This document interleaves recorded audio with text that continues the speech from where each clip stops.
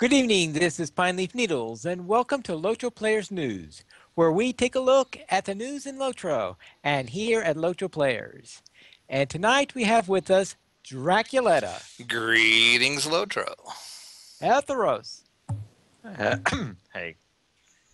Andang, Hey, everybody. Mystery, Hey there. and Sithrith. Hello. And tonight we'll be talking about our top story for today, which isn't really all that much, and that is Q&A from Eldar. Yeah, it's the Shield runs with the Dwarf through Moria. Eldar was the first server. Technically second because they did Bull Roar, but this was the first official Shield run that actually counted for, time and stuff. And yeah, there wasn't a whole lot of information, but so I pulled out some of the points. Sapiens answered a lot of questions about raids, which I was surprised about because, as we know, there are no raids coming, and he said that multiple times. And so basically, then people started asking, like, what does it take to create and test a raid? And unsurprisingly, again, it takes a lot of resources. They have to get animators and artists and QA teams and playtest teams and just lots of testing. And And then yeah, people it takes a complain lot of that they time. don't work anyway. Yeah, and then people complain that they don't work anyway.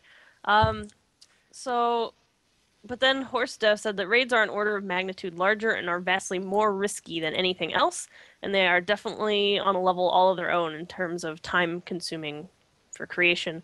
And Sapiens then said he wants to be really clear on this, that is not why they are not doing them.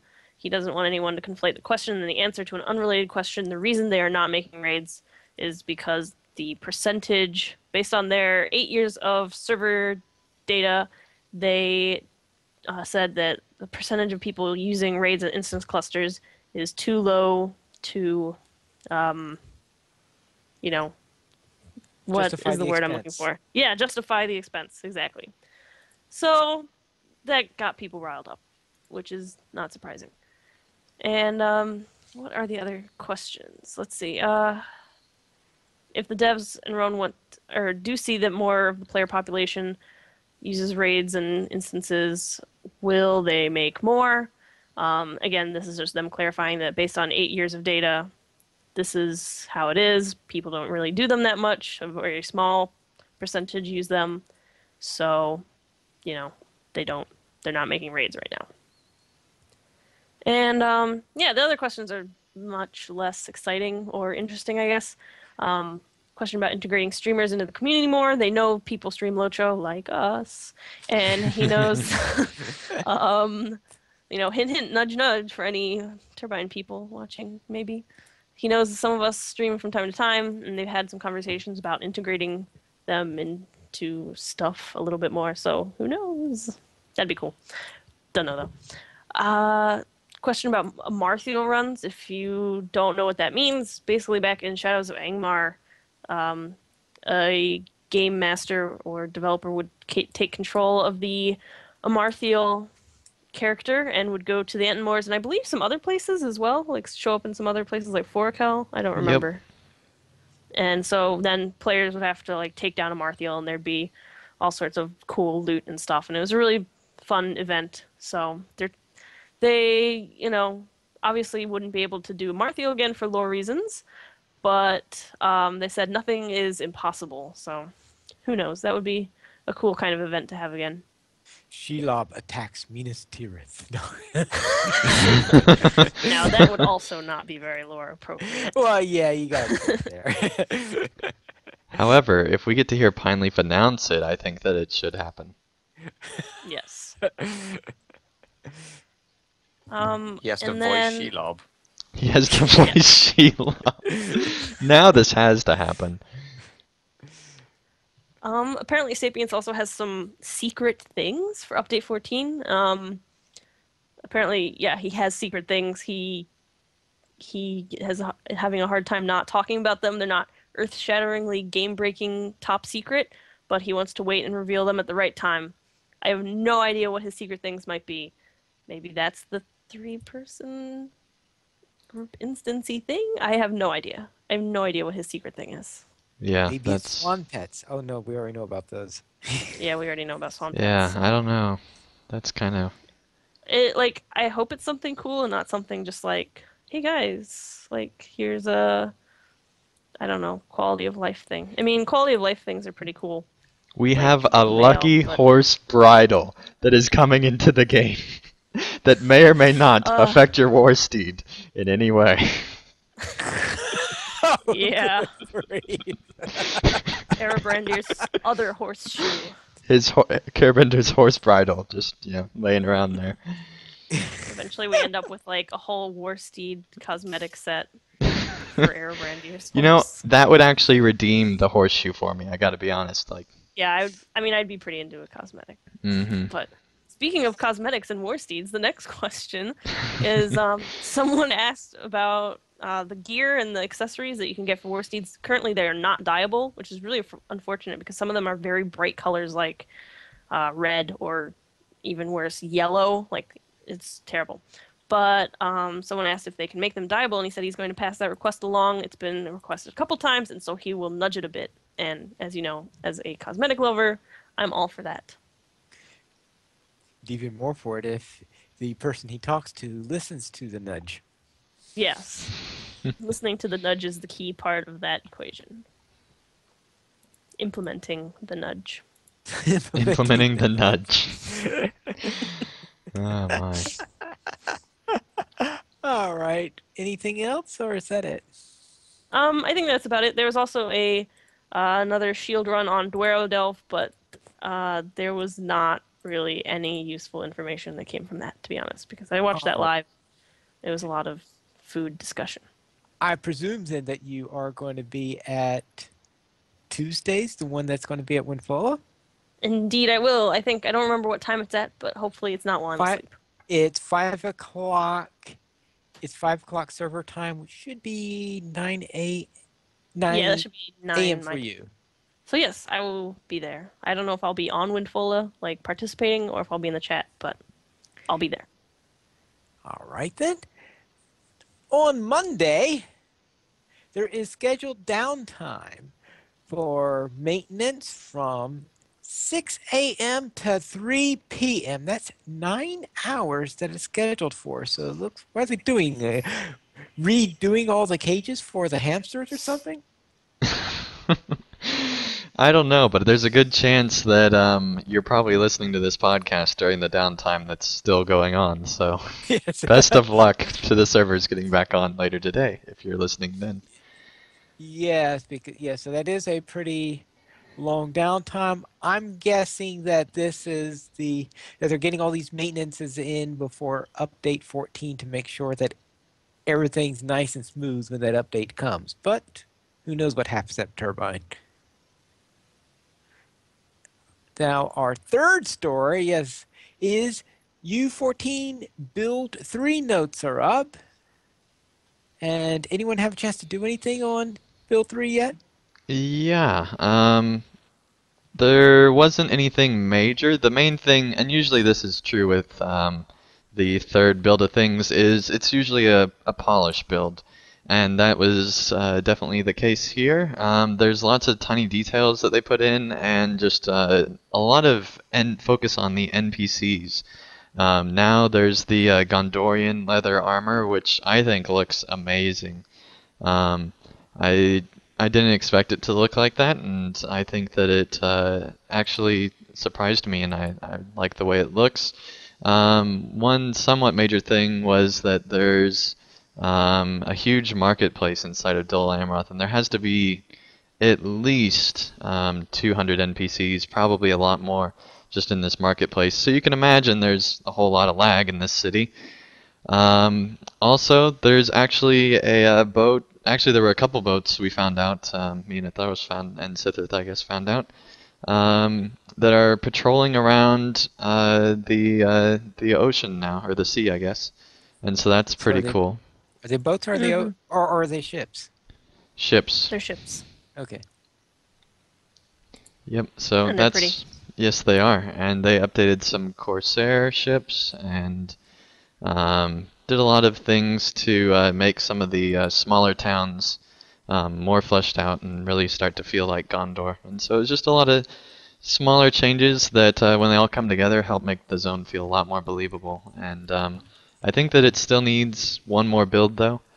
Um, they, or at the very least, 2 weeks for them to work on it before a release. So hopefully they'll take that into hopefully they won't release it before it's ready to be released, because I think it does need a little bit more time to polish off some areas, but it is definitely coming along quite nicely, I think. Actually, there's one item in here that I am excited about. Mm-hmm. And that happens to be the very first item on here, and that is they're changing how Yeah. crippled works. Yeah. At last. I know when they changed the stat debuffs from say, what was it called, Fright from Angrim and stuff like that, to expire out of combat, and they didn't do that for the slows. I was hoping they would finally eventually do that for the Wolf and War cripples. Yeah, At least now they're doing it, I guess. Yeah, the problem that they had, I believe, is the fact that the slow by itself during combat is relatively minor for most characters, unless you're one who's trying to run away from a mob in the middle of combat. So that's why I think they finally decided to add something to it. So they added a little bit more to it than is currently in there, the strength debuff, I believe it is, so that it's justifiable to be able to do that debuff and still have it in at the combat. Because It's I also have a nice feeling, that it doesn't stack on itself anymore. yeah, that was real. Because I was wondering why I would sometimes use it and it wouldn't disappear, and I guess it was because it was stacking on top of itself was the reason. Yep. Yeah, I wasn't sure how crippled I could get with having legs Yes. be crippled, so... All right, with that, we'll head into the store sales. Draculetta, what's on sale this week? Free sample of the week is 100% XP boost for 1 hour. You get one of those per account, and your coupon code this week for that is XPEP8. XPEP8. And as far as the sale, it is another legendary item sale. 25% off legendary slot unlock, legendary tier upgrades, legacy scroll of combination, and relic removal scroll. It's about time they have a legendary item sale. It's been Yes, so I long mean, since it must we've be a had long one. time since one of those. Man. Yeah, I was just about to say, I was thinking what we really need right now is a legendary item sale. Yeah, I mean, what else could we possibly want? I mean, it's not like there's a whole... There's nothing I want more than more legendary item. It's not like there's a whole LOTRO I know store there's out there something somewhere. that was more useful than a legendary item sale. No, of course not. There's nothing more important than allies. Yes, there is. More inventory space. Well, I'm glad you brought that up. For a limited time, through July 3rd, you can get more inventory space in your bags. You can get up to 15 more bag spaces, which brings your total to 120. It currently is at 105. So you can get 15 more slots in your bags. I didn't even know that. Wow. Yes, I didn't know about it until I read the show notes and I logged in and bought them. Yeah, I need to go do that. Like right now. Like, I need to go do it. And how much is that going to cost us?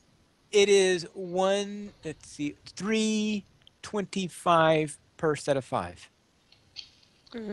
So basically the same price as it was before when they introduced the sets of 5. Yes. But I think it's like maybe a couple pennies cheaper. But anyway, or Yeah, turbine points I cheaper. think it used to be $9.95 was the old price.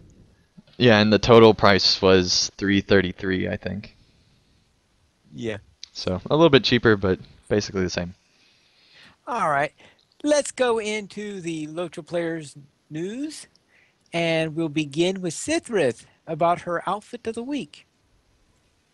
So yeah, this week's outfit is different than what I normally do. This one is based on brigands and ruffians and robbers and thieves and all those kind of NPCs that we see in game. This isn't like a direct copy or like approximation Yeah, it looks of. better. Thanks. um, it's not supposed to be like a direct copy of the outfits that the brigands and ruffians and stuff wear, because that would be really hard because they don't really dress like any of the clothes that we have. But yeah, so I tried not to use the shabby shirt and like shabby pants and stuff that you can get from the Yule Festival Winter Home quest because I felt like that was too easy. So I tried to just stick to armor, and yeah, apparently it turned out quite well. It's my most liked outfit video so far, which is surprising because I don't even like this outfit very much.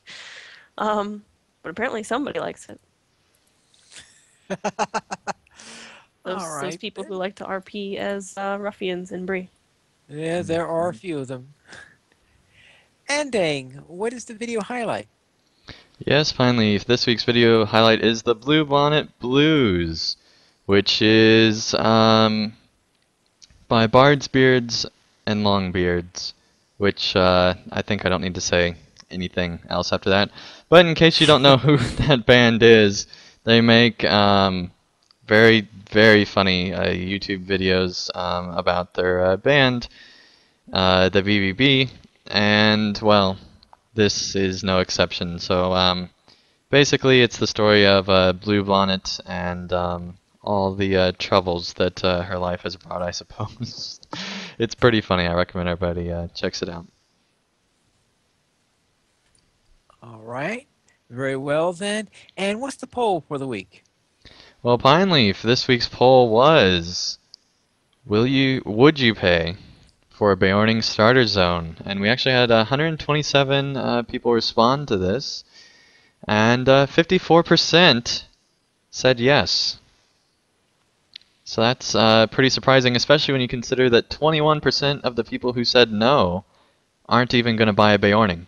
So that makes a fairly big majority of our viewers, at least, and our readers, actually are interested in a Beorning starter zone and would actually pay money just to get a starter zone, which really should be free. But they would be interested in paying money for it. That's how badly they want it, and I'm right there with them.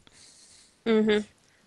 I would also pay more for a Bjorning that started at level 1. Like, I know they've said they're just going to start at level 50, but Yes, like exactly. if there was an option, I totally would pay more money to start at level 1.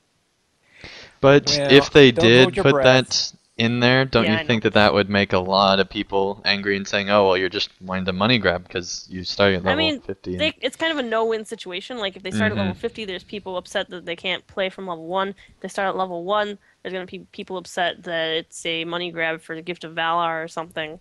Yeah. Not to They're- mention, it's just starting lose from either level way. 1 means that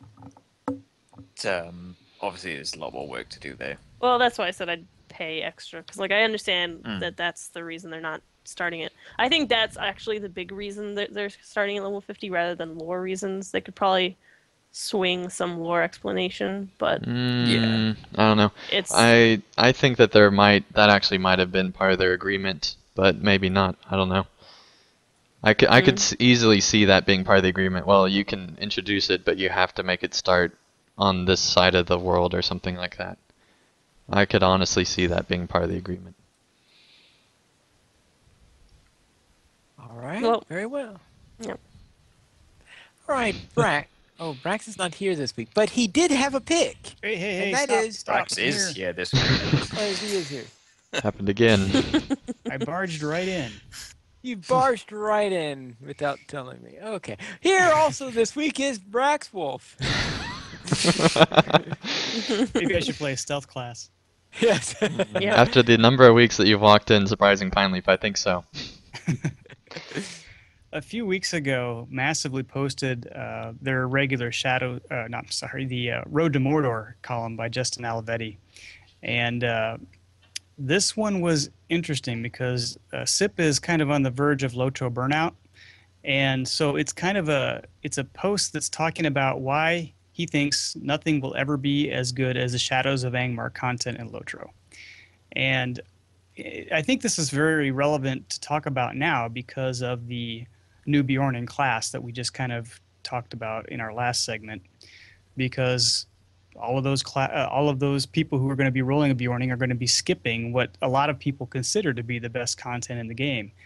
He gives a couple of reasons why he thinks it's the best, and some of it has to do with nostalgia. Some of it has to do with the fact that they do all of the festivals and things in the lower levels, and so it's kind of a place where everybody gets together and gathers.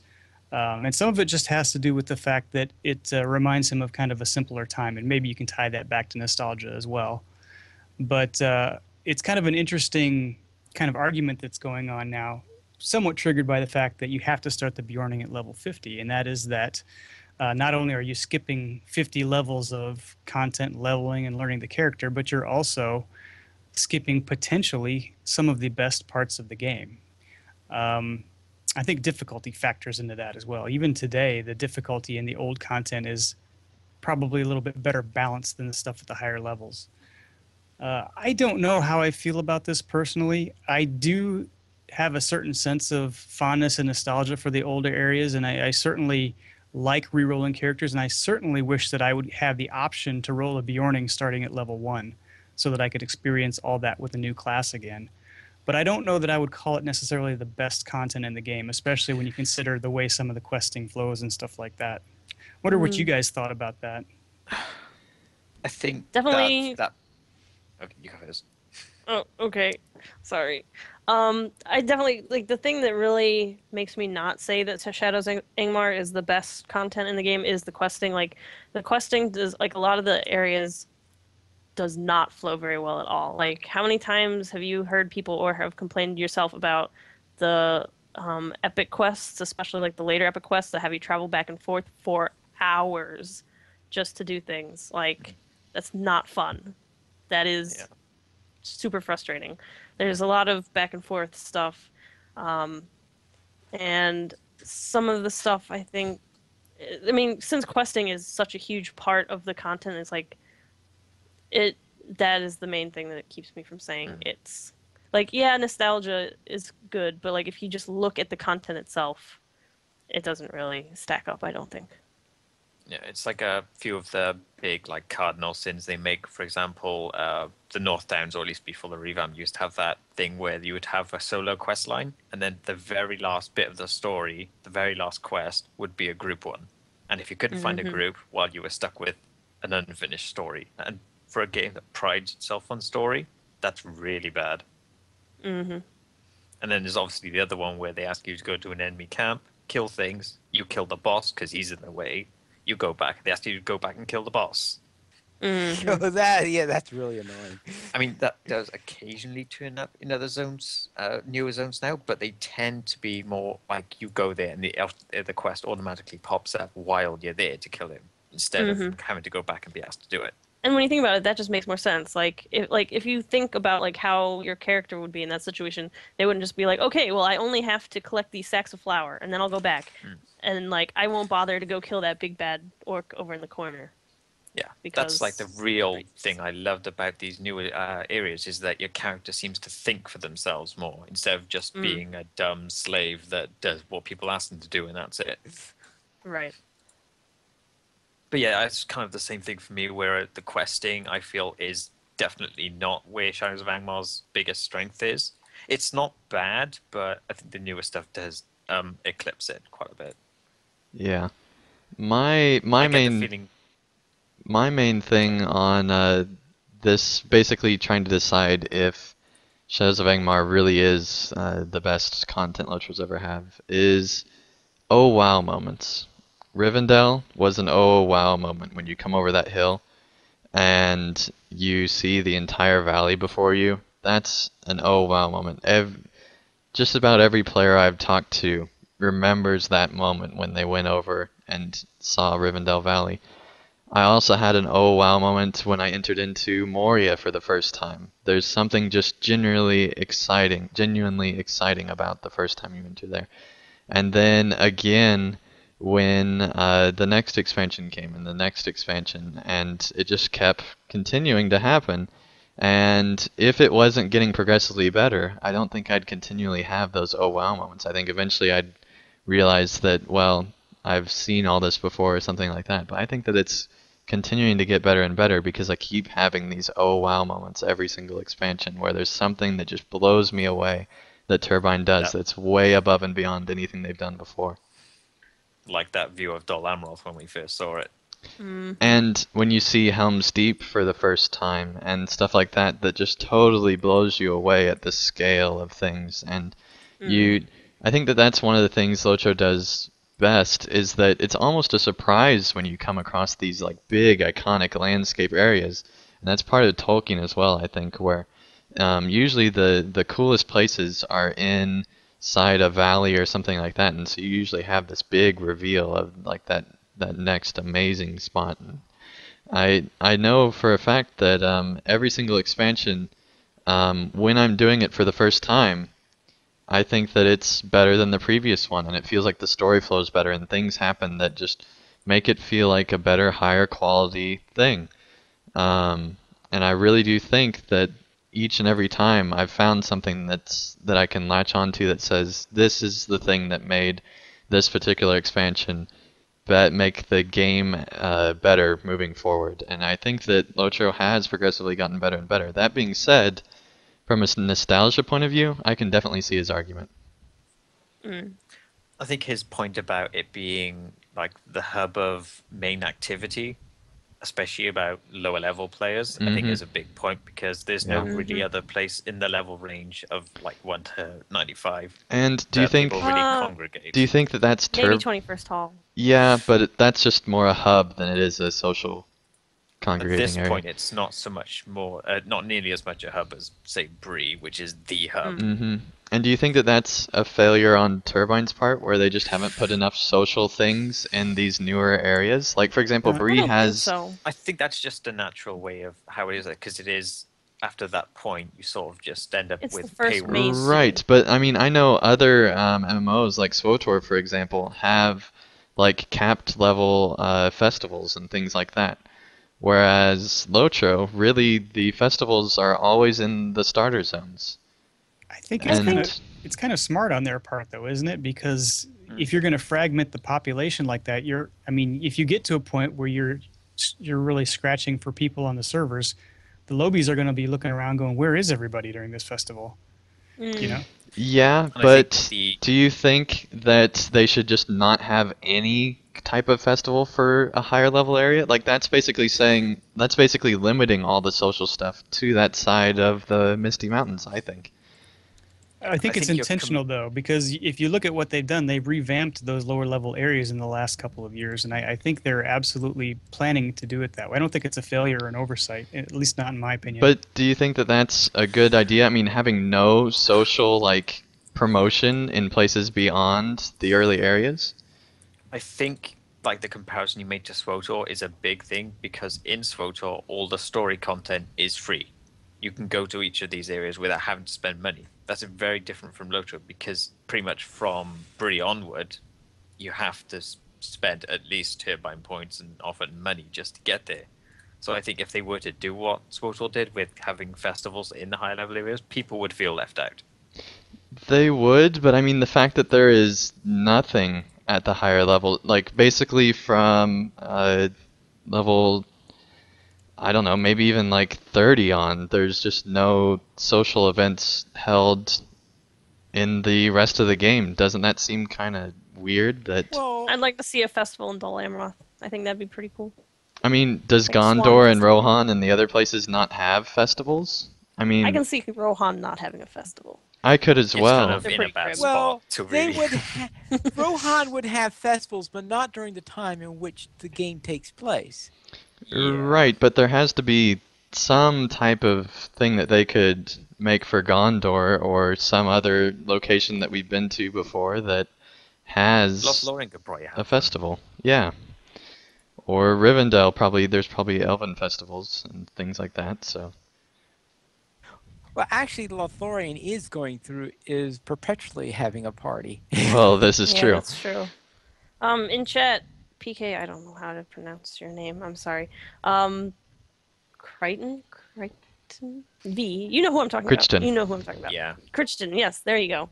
Brought up a good point. Festival Stable Masters can send us anywhere for a festival edition.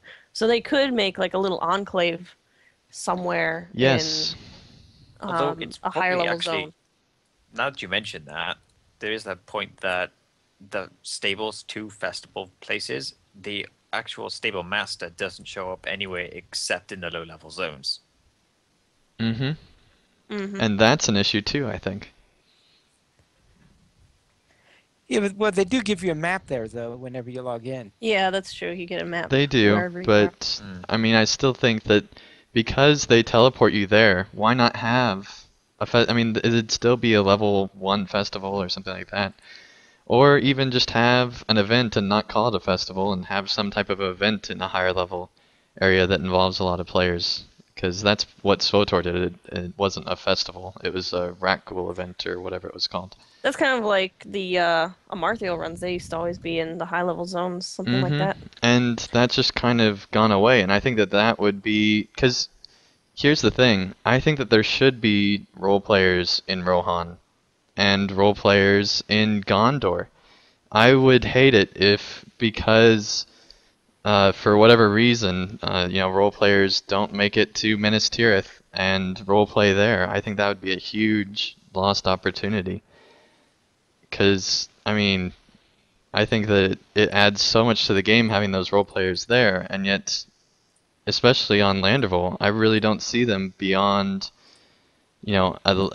more than one or two occasionally. I don't see them beyond Bree, basically. I mean, that's basically where they Well, reside. you've got Weatherstock. You do, but that's once a Yeah, year, but that's and like a it's once a just in the year. Lone Lands, one Yes, but zone the over. point, yes, but much of the role playing stuff is brought out by the role playing community, not so Right, therefore they've but chosen not to go into those areas.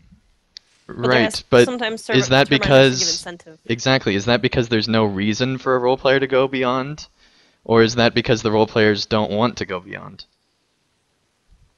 And I I guess think I that it's just, partly both, I think. as long as whatever they do is not exclusionary to lower level players, I think it would be fine. If you want to go to a different area, that would be cool, as long as everybody can continue to participate. And also, we haven't had a new festival, really. I mean, there's the treasure hunt event and some things like that, but we haven't had a new festival. I think it'd be cool. Yeah, Hobnanigans is technically old. Yeah, well, That's a whole thing. yeah. Right. I think we Farmer's Fair played was this. a new one actually too. Oh yeah, that is. But this will be like the third year, I think. So it's been around for a while now. All right. Let's go into news beyond Lotro. And Endang, what is the news beyond Lotro this week? Yes, well, if you guys remember the Nazgul Part 1 from last week or a few weeks ago, Part 2's now here, and it continues going on, and just for the screenshots alone, or the concept art and just art alone in this article, is worth looking through, plus it does a great job going through more of the lore of the Nazgul, and I think that this is a fantastic article, and if you're even curious about the lore, check out this article because it's really well done. And this was actually our most popular article this week. People really like the lore and stuff like that. And I know that Iogro has a lot more stuff coming. So. All right. Then our question of do we have a question for the week? Several. Was that Several the questions prompt finally. to Yes. okay. Ethros. Smooth delivery. What happened this Right. week, Pine Leaf? Normally you're so smooth, but then this week was. I guess everyone messes up Yeah. sometime. I guess Adventures just threw everyone off. Adventures really Yeah. did throw everyone off, for Well, he wasn't sure whether he was going to do it this week, so I was trying to give him the option to opt out. sure. Giving him the tap out option there for the question of the week. Yeah. The topic I chose this week is kind of related to the one we had before, 2 weeks ago, about free-to-play, or at least Lotro's version of free-to-play. So this one is about the store in particular, which we kind of touched on before. So the first question I come up with is just simply, what do you think about what is currently being offered in the store today? The pricing and the availability of it. So Andang, I suppose. Um, I think that for the most part, the LOTRO store has a lot of fair pricing. There's a few things like XP boosts and particularly XP disablers that I think are overpriced. I think that some of the deed accelerators and things like that are overpriced. I think that things that allow um, things like the deeds where it really is a grind, I think that they could decrease the price a little bit for those accelerators. And particularly the virtues, it's like I think like $3 just for one virtue point. That's kind of ridiculous, I think. Um, there's a few other weird pricing things, particularly everything LI. They should just give that for free. Um, but I think that for the most part, as far as like just content goes, that's well priced. Raids are well priced, skirmishes are well priced, I think. Things like that. I do think, though, that I don't know if there could be more in the store, but I feel like that there's just some things that are missing, and maybe it's because of the actual like design of the store is really bad. But overall, I think that the actual pricing in the store is pretty good. Mm-hmm. Brax. Well, it's a little bit hard. I don't have a lot to compare to, but I think that for the most part, I agree with Andang. There are a few things that I wish they would do slightly differently. I'm not crazy about the way they've done War Steed dies, Hmm. the way Yeah. they packed them up, and the way that they're per character only. I wish there was an account wide option for those.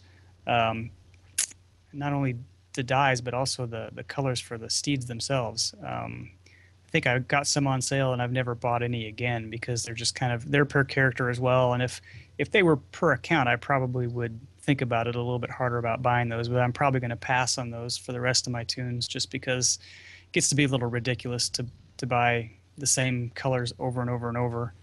Um, but other than that, yeah, I think it's pretty fair. Some of the storage prices seem to be a little bit inflated now. I think they were probably a little more fair before they changed the prices a year ago or so. But yeah, I'm pretty happy with it. Mm-hmm. Sithrith, anything else you'd like to add? Yeah, I definitely agree with the war steeds, especially. I think they're they're I don't want to say they're starting to head in the right direction because I think the price is still way too high, but the steed of Bree and that Rivendell steed they recently had, where you could either buy the single character steed war steed combo or a steed war steed combo that applied to every character in your account. That was definitely a step in the right direction, kind of. But again, I think it's still a little bit too expensive. Um, but it's definitely a good idea to have that as a like account wide option rather than just per character. And I think yeah, the war steed dies and stuff, and the dyes and the hide colors definitely benefit of being account wide. Mm-hmm. Is there anything else people would like to mention? Or you would like to move on to the next question? Next question. Okay, then. The next one is more specific on what in the store would you like to see either added that maybe you've seen in other games, or something you would like to see removed because maybe you don't like the implementation, or you don't think it actually should be in the store to be available for purchase in the first place. For me, a few personal examples at least is one being most ally things actually, but in particular the relic removal scroll, because back when they revamped allies, which was quite a few years ago now, that used to be just a straight up part of the system. You could always remove relics when you deconned an ally, as far as I remember. When Yes, they updated it, but they gave players other things to reduce randomness, but they took away that ability and put the scroll in the store at the same time. well, yes, the thing is that because people were complaining that they could not save their legacies and they demanded to have their legacies and they had to have something they felt that was not automatically gained. So we lost the relics in getting the legacies. I'm not sure putting the scroll in the store at the same time, though, is the most moral move they could have done. Well, let's face it, the business team was definitely involved in that decision. Yep. Hmm. Yeah. So, is there anything along those lines people would like to mention? Pine Leaf, I suppose. I really couldn't think of anything that I would really actually added or removed. Yeah, nothing really strikes me at this time that I would like to go out and buy, so or that I would buy if they added it. Okay. I'm still Anything fairly people- I'm still fairly irritated by the way that they implemented the enhanced barter wallet. Yeah. I still think that should have been a fix as part of an expansion pack or a major update, as opposed to, okay, we're going to fix it and charge you in the store to fix the problem that we have with all of the barter items not being stored properly. Mm-hmm. Is there anything else people would like to add? I think I'll that just it'd be echo. I think it'd be cool if they added in the soundtrack for sale for MP3 files into the store to where it would Oh. actually download it to a folder in your game client. That's a good idea. I think that that would be amazing, and I still don't know why they don't advertise that the soundtracks are for sale on iTunes and various other places. Because I don't know about you guys, but I love Chance Thomas's score enough to support it and actually try to basically get Chance Thomas to come back and do more. Well, I don't know if that'll happen, but I think if they made it easier for players to buy his score, I think it'd be more economically viable for them to have Chance Thomas do more of their music.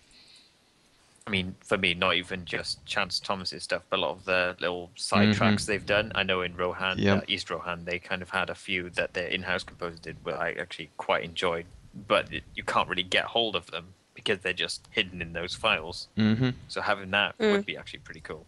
Yeah, that's really the only thing I can think of that needs to be added without adding in like a mechanic. Like, I mean, I think housing should be an entire section of the store, and they should, rebuild the housing system, and it'd make them enough money to where the rebuild would be worth their time.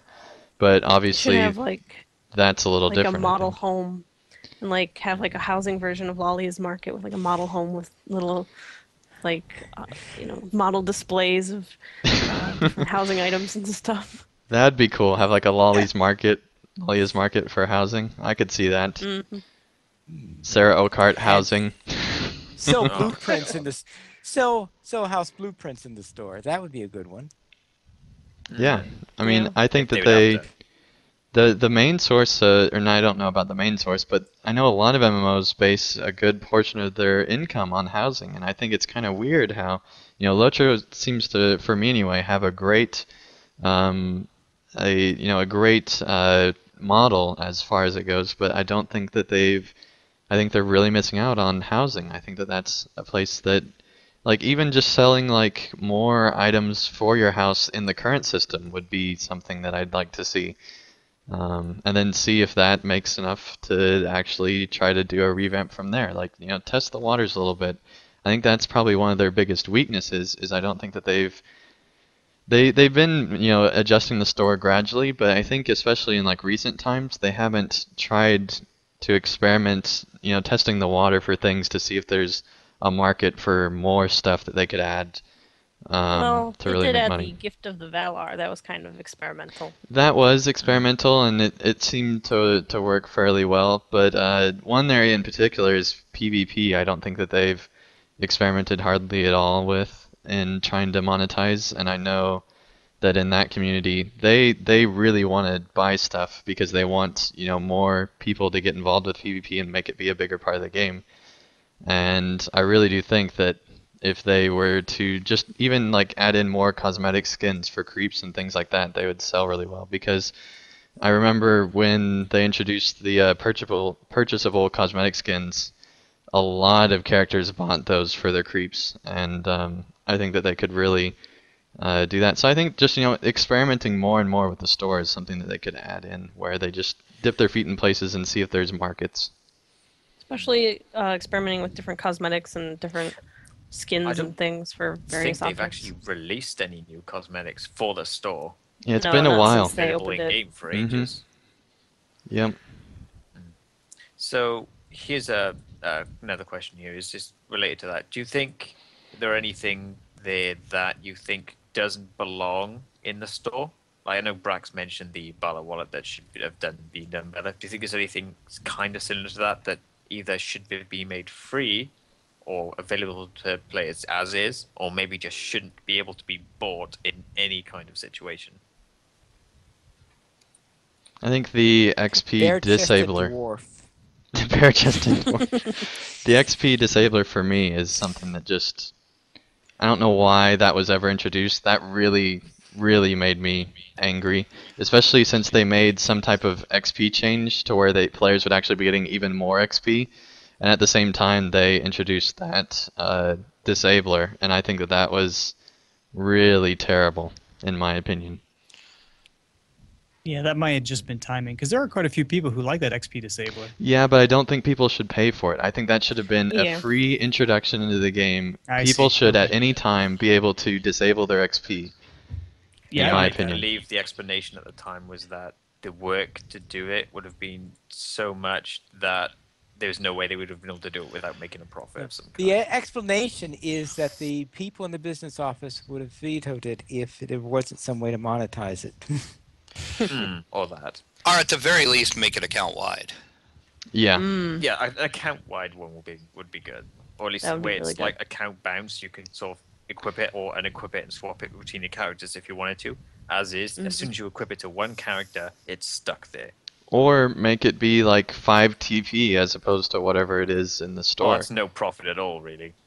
Yeah, but There's I no don't. profit to be made there. There's no profit being made free, but their excuse was the fact that they couldn't have coded it into the game. It'd take a lot of work. Well, if that's the case, make it be cheap. I remember that was an argument that was made on CSTM back in the day, and I think that they really messed up with that item. I think that it should have been free or really inexpensive for players. I think it's just kind of ridiculous how they're doing both sides of the XP thing. They're making money off of, and I think that's ridiculous.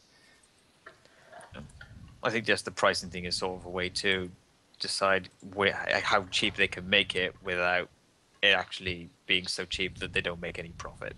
Yeah, and I I don't mean, know how their metrics decide that. So and I mean they do need to make money, but I think that they really should have tried on that one to make it be less expensive, a little bit more. But So what about, for example, things like stat tomes, which are hard stat buffs that you cannot really realistically acquire in game, or things like store parts, store consumable buffs that give you a definite advantage, statistical advantage in game over other players, especially in things like PvP.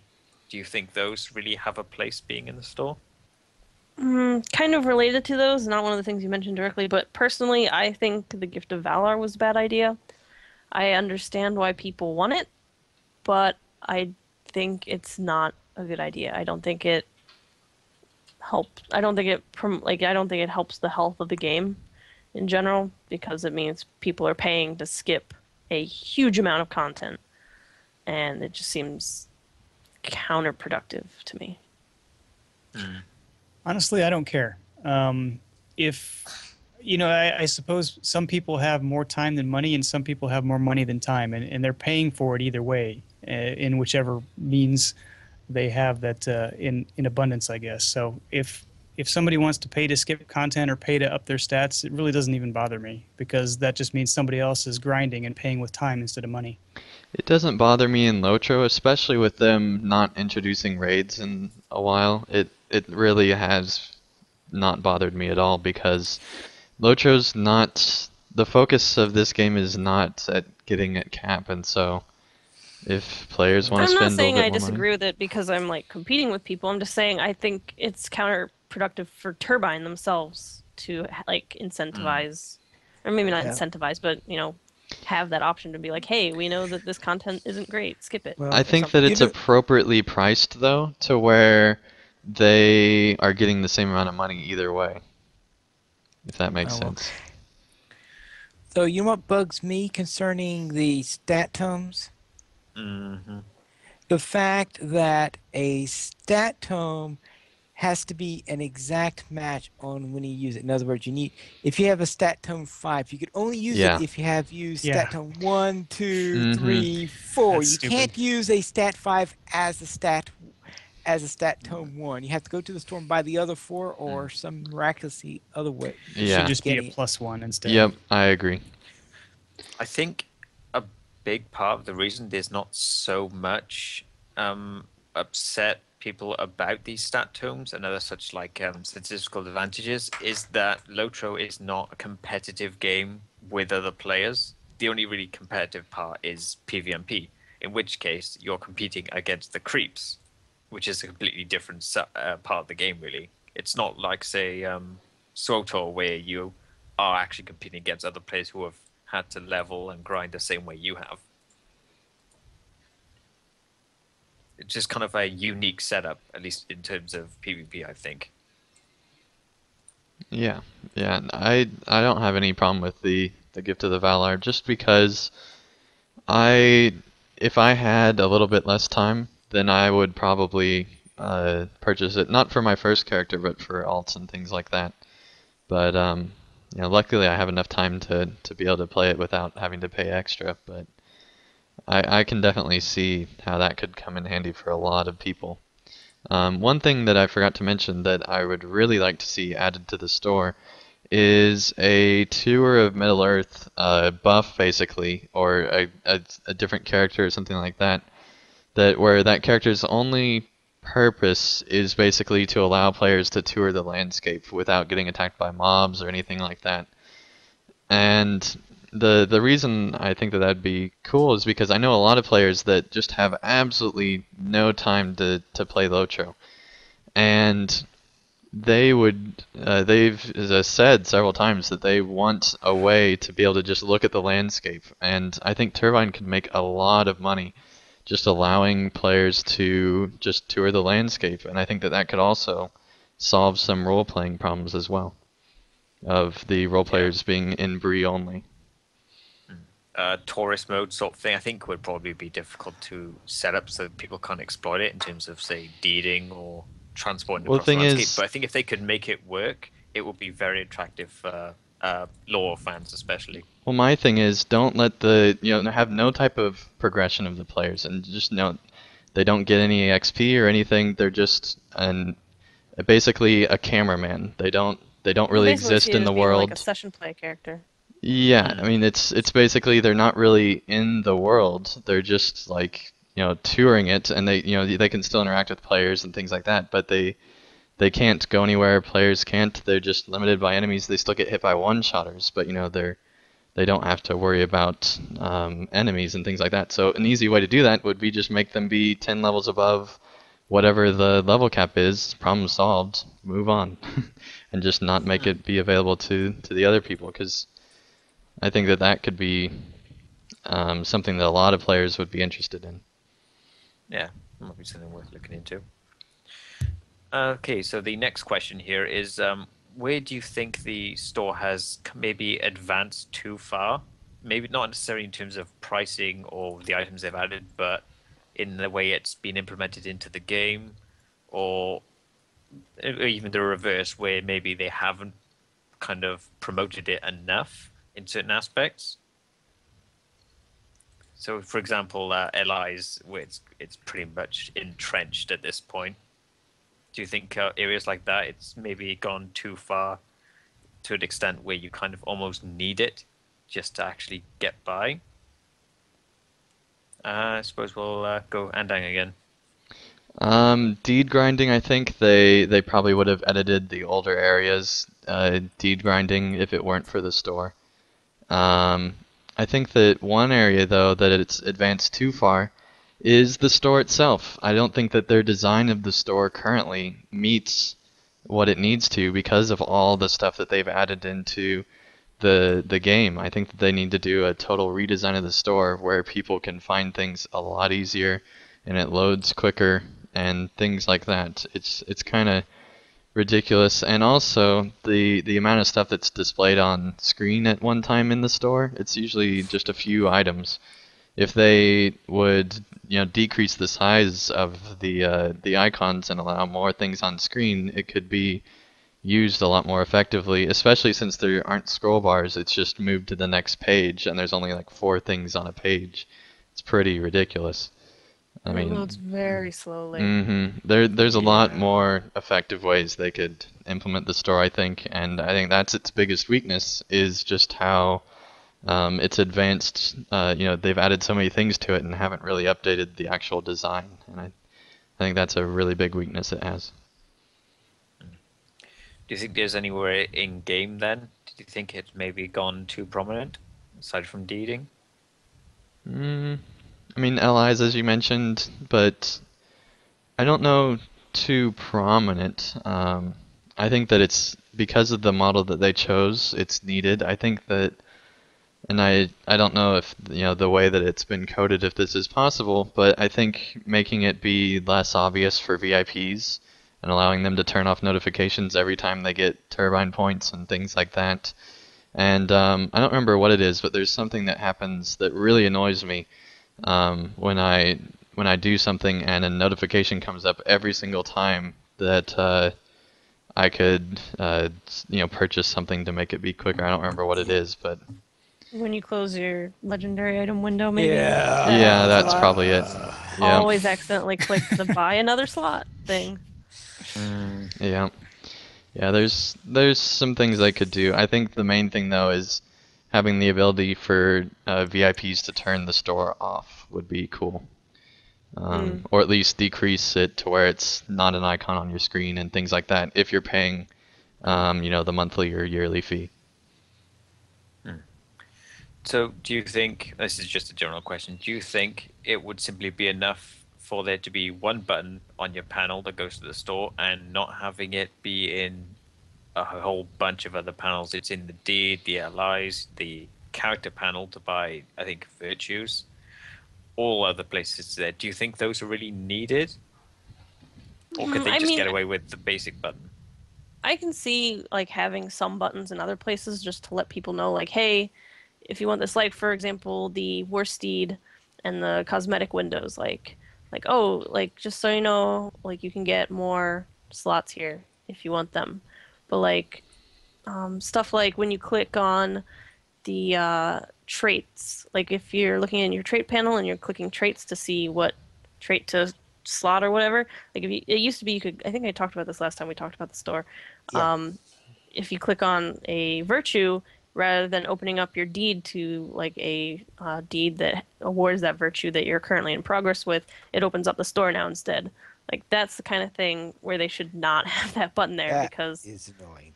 it's so annoying. So I think like maybe like having like a little coin icon on the bottom of a window or something that will like let you know like, hey, something related to this is purchasable, and like you can click the coin and it'll bring up related items to whatever window you're in. I think like that would be a lot less intrusive, but also at the same time like letting you know that there's things you can buy if you're into that sort of thing. So, would you I- guys... I'd just like to say real quick that they are in your face about some things in the store, but I honestly believe that if they weren't, then Helm's Deep would probably be a worse expansion because they wouldn't have as many employees to build it, and Gondor moving forward and things like that would be not as Oh, good I'm as well. sure being in your face with these things works. Otherwise, they Mm-hmm. wouldn't do it, and other companies wouldn't do it. Yep. But it's still a bit Yeah. irritating. Then why is DDO not in your face? Because they have a Well, completely different paradigm on how they do things? I think DDO's a lot smaller team though as well, isn't it? I would. Okay, yeah, think. probably. So you say because it's a smaller team, then they don't need as Well, I think that for whatever their profit margin is off of what they're doing, it's working. I Okay. think with LOTRO to keep their, they have a very large team that builds LOTRO still. I think that they need to be a little bit more aggressive at times in order to get the funds that Warner Brothers wants from the IP. I think Warner Brothers isn't as interested in getting much money from DDO as it is getting money from their Lord of the Rings franchise. They kind of have a monopoly on that, and I think that they see a potential for more money being made, and Turbine has to meet that. So, where do you guys think the Mithril coin system works into this then? Because you've mentioned like having to click on things to buy things from the store to use it. Do you think the Mithril coin system has kind of worked as being a middleman between those? So it's not quite as intrusive as the store, but it allows you to buy things sort of from it in a way. If we didn't get them from Hobbit presents, then I'd be a lot more annoyed by Mythril coins. But because they are a chance drop through Hobbit presents, I actually really do like the Mythril coin system. In I its was- first implementation, I did not like the mithril coins. Well, it wasn't like I didn't like them. I was like they weren't intrusive enough to like really care about them at first. I felt like, at least for my play style. But with Lalia's Market now, I am getting the of course, and with getting the mithril coins and Hobbit presents, those two things combined, I'm totally all for the mithril coins. I was going to actually say earlier that I wish they wouldn't have two in-game currencies, and I understand why they've done it. And functionally, the Mithra coin system works very well, but it still kind of feels to me like they're trying to obfuscate the amount of money that you're actually spending by having you convert to two different currencies. And to me, I don't like the way that feels. Yeah, I can see that. Do you think it would be best then to simply have, like, using the Lawyer's Mac as an example, you click on a piece of cosmetic or whatever, instead of having it show the mithril coins you have and how much it would cost, it would simply come up with the turbine points and you would buy them direct with that without actually having to open up the store? Yeah, I don't understand why they can't do that unless it's something that's tied to their old billing system. Yeah, I have a feeling it's because it's tied. Yeah. Is that in order to get a point thing in Turbine Points, they have to connect to the store. I have a feeling their infrastructure doesn't handle that, and who knows how much it'll take to change their infrastructure. Or it's harder to display a number of Mithril coins than it is a number of And if the store TP. is down, and if the store is down, then any contact with the store would also be down, in which case anything that you currently get with Mitchell coins would not be available. While Mitchell Fredalos in the coins, those are chat always up. Ferdos in the chat brings up a really good point. He says, I'm annoyed the mithril coins are bound to the server you get them on. Yes, that is very annoying. Well, yeah, that Because is. it's like your turbine points are account wide, but your mithril coins, which, you know, is More like basically actu- another form of turbine Yeah, points. they're more like You actual can't bring coins. them They with work you. like actual in-game currency, Right, but because they end up in the barter wallet, you can't take right? them with you if you transfer servers. Drac. Yeah, as far as I know, the Lotro store itself is ran by a separate company. They are. Yes, yeah. that's true. So I think that's why you're having the whole Lalia's Market thing. That is done by Turbine, and I think they can, do that, but they can't, for some reason, implement it in with the other company. I'm not exactly sure how that works, but I know there's a lot of other games that use that same company that does the Yeah. Turbine or the store. And I mean, honestly, if Mithril coins were not part of Hobbit presents, I would agree with everything you've said. But because there's a way to still get them in game for free, I don't have as much of an issue with them, I guess. I guess it's because something kind of on a bigger scale, obviously, but like the chat filter, where they've mentioned it's taken from a third party and they can't change it because they don't have the authority to. So we're kind of stuck with hunter skill names being censored. Yeah. But yeah, anything else to add on this question? Okay then. The final question we have here is a more broader question. I think it's kind of just, do you think, in terms of the development of how the game has gone since at least you've started playing, the things they've done with it, and the kind of decisions they've made in both design and what's added to the store, what's been kind of left behind, for example. Do you think the store has been the core of how they decide these things? Do you think they get driven the way the game has been designed since its inception? Well, there's one thing that argues against that, even though there are some things that make it look like it is. But the one thing that argues against it is their decision to table housing updates, because I'm sure that if it was done by the store being a primary decision, they'd have a lot more reason to want to do those housing updates, because most of the things we could think of involve the store. And also, Pineleaf deed design in later zones has gotten better yeah. and better. And Right. some other things that are kind of grindy have gotten not as much, that would have made them more money through turbine points. Slayer deeds have pretty much stabilized at this point. I think it's normally like 100 and then 200, which is Mhm. what it's been since Dunland, I believe. Still way better than the Shadows of Angmar days, though. The And a late days drive of to. Angmar. Mhm. Yeah, I think about this question every time I hear that they're coming out with another new system, because it seems like every time there's a new system, there's a slot within that system or a tree within that system that is going to cost turbine points to go above and beyond what the system delivers in and of itself. So Yeah. that does kind of make me wonder. It's like, why do we have so many different systems? Oh, well, there's another little slot for a turbine point. Once you I got feel all like of the character stuff unlocked or the account stuff unlocked, it's like, well, let's got to come up with something else now for the high level people.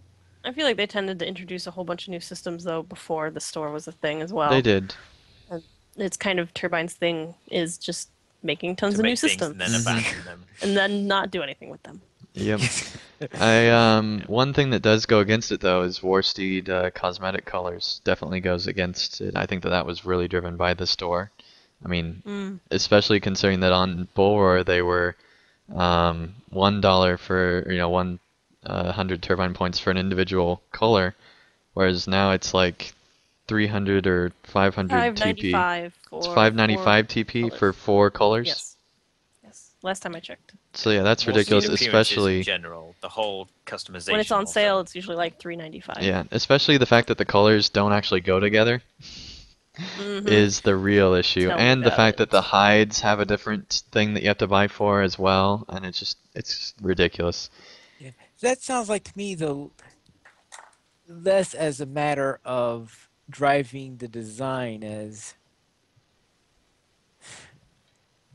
something the bean counters add on top of the design. So to Driving the speak. bank account, Yeah. is that what you're trying to say? Well, the thing is, Yeah. I consider the cosmetic system very much so part of the Warsteed design. I think that the cosmetic system and being able to actually like they were definitely selling you on the fact that you could actually customize your horse leading into it. Yeah, yes. That itself, I don't. Yes, but I mean some of the details of it, though, the pricing cost and stuff like that.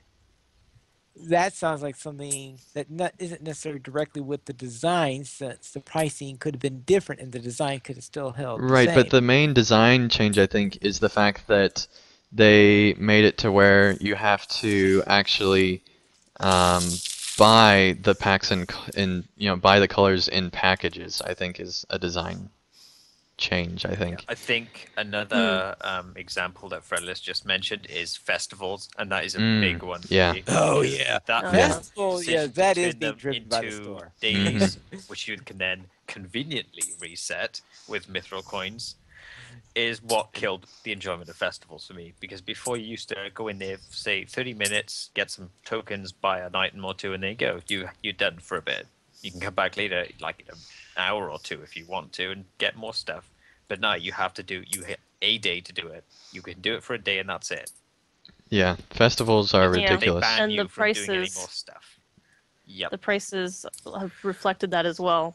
Because some of the prices are Hobnanigans. ridiculous. Just Hobnanigans in itself is a huge example of that because the prices are obscene in how much you are required to grind just to get a single item. Yeah, like I understand wanting to have them be like long-term goals, but I feel like it's a little bit too long-term unless you pay for stuff.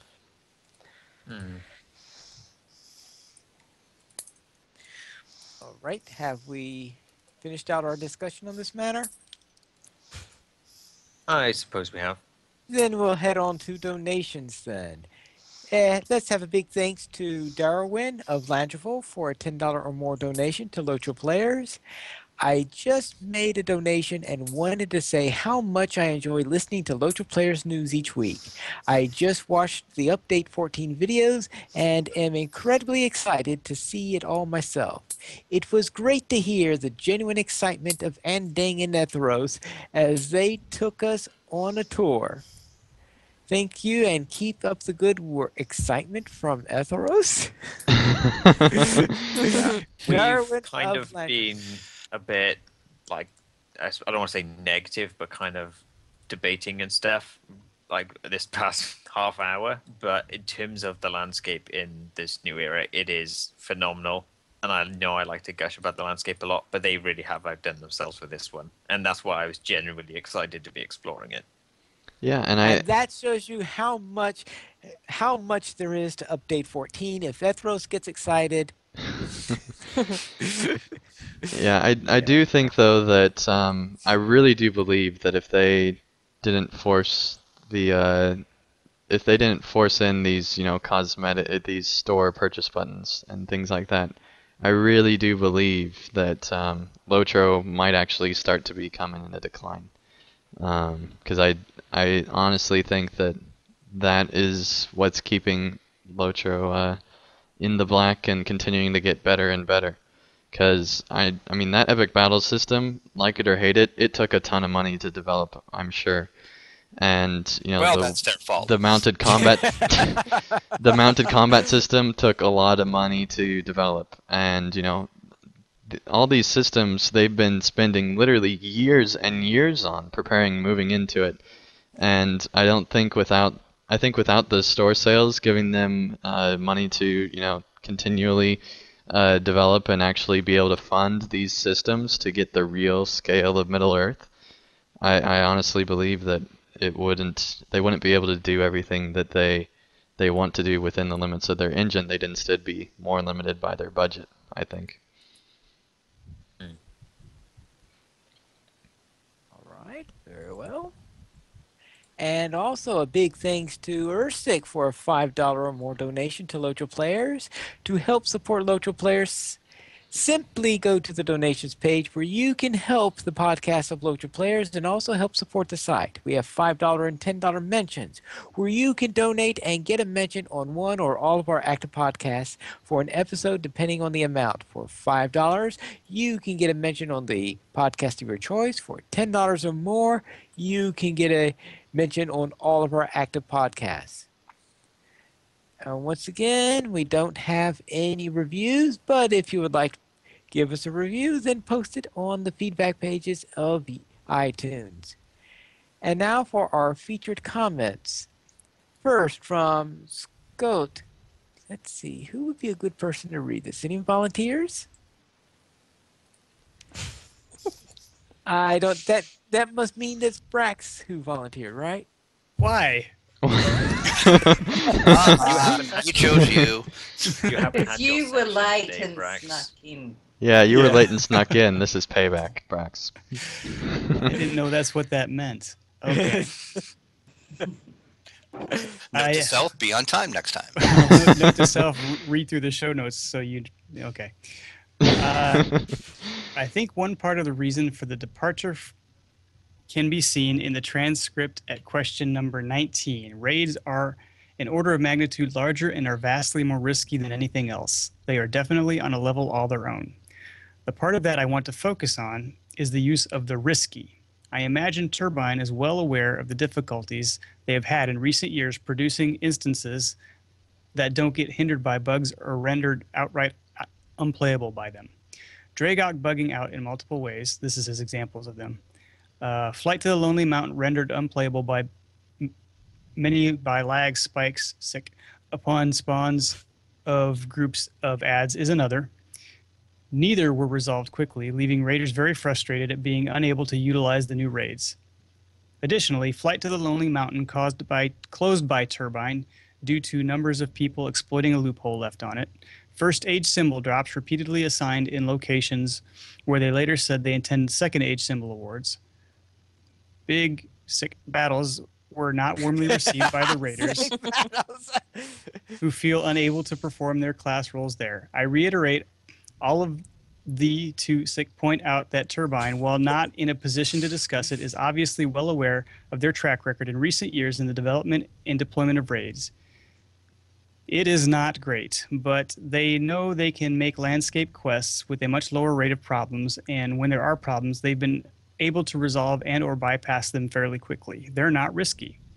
Incidentally, I think their decision to stop delivering instance clusters and raids is also the reason we're not seeing expansions. How could they justify that additional price? I, for one, would not have guessed 2 years ago that I'd be about to step into Gondor without an expansion tied to it. You would not have been able to convince me of that possibility back then. Yeah. Now, concerning... Well, the thing is, Turbine's tried to, in the past, not have the instance clusters be part of the expansion. So I don't think that that is necessarily a valid argument from the point of view of Turbine. I can see it from the point of view of the consumer, but I don't think Turbine's at all concerned about that when they consider if they're going to do an expansion or not. Yeah. I think the disagreement I would make is that they mention of having trouble with these in recent years. Like I even remember it being mentioned like a few months ago about how they had back in the day having a huge amount of bugs when the Rift first came out. I would imagine, so considering how large it is.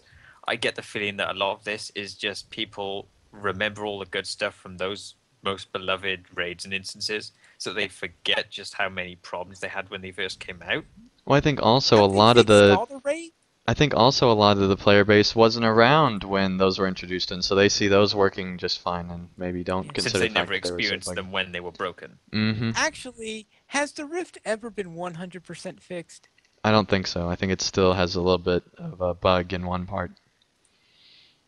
And I think So, that is part of the... I mean, yes, Turbine hasn't been able to well implement the instances, and that's probably part of the reason why they're not as popular.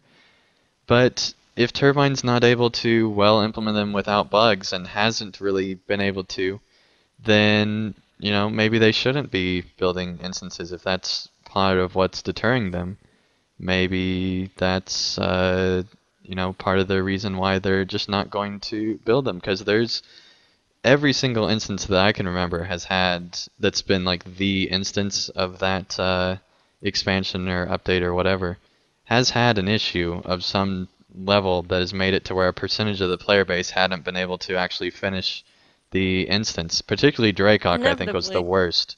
Dragok is probably the most notorious example because of how often Inevitably, when they introduce a new instance cluster, one of the instances ends up getting closed to close up an exploit that I remember appears. Orthanc did that. Yeah. And one of the I think most it's happened pretty much every time there's an instance cluster released. I remember when they first introduced skirmishes, there was a time when Tuckborough was closed. And There's a time when Siege of Gondamon was closed. And the Rift in Niskashu was closed. And there was, of course, Survival Barrel Downs when you had the exploit by burglars stealthing in there and just surviving the full hour. That was closed for a while. I remember that. That one was closed for a long time. Yeah, I think Dragok especially is the biggest example because of how bad it was bugging out. Like people were saying it was happening very often, and also the fact that it pretty much was never fixed. Yeah. Well, that's the problem. They tried is so that, many times. They could never get the core issue solved. Yeah, and one of the things is it depends on how it's played. There's some players who said that their group goes in every week and it's never bugged out except when they have some other person in theirs. So apparently, Turbine must be using an optimal method when they're testing it. And it looks like you have to do something that they didn't think of in order to break it. And a lot of people, of course, players like to do things that aren't exactly as intended. And I think if Turbine was able to make less buggy raids and things like that, that would obviously cut down a lot of their development costs because they have to have people troubleshooting that, trying to find the issue for literally. I mean, especially with like Epic Battles and Dracok. I mean, it's literally like months and months afterwards. They're still dumping a ton of money and employee time into them, and I think that that's one of the main reasons why they can't, or at least right now they're not willing to make a lot of them, is because they just can't devote that amount of money and time because the instances are so complicated in the system that Lotro's in. It's just they can't do them without there being some type of an issue that'll cost them a lot more money beyond just the initial cost. Now, concerning when Draculeta was going sick on big battles, I've noticed that Turbine themselves in their patch notes, actually in their big header they said epic battles, but later on down they said big battles instead. Mm-hmm. I know, that totally annoys me. That's just sick. Oh!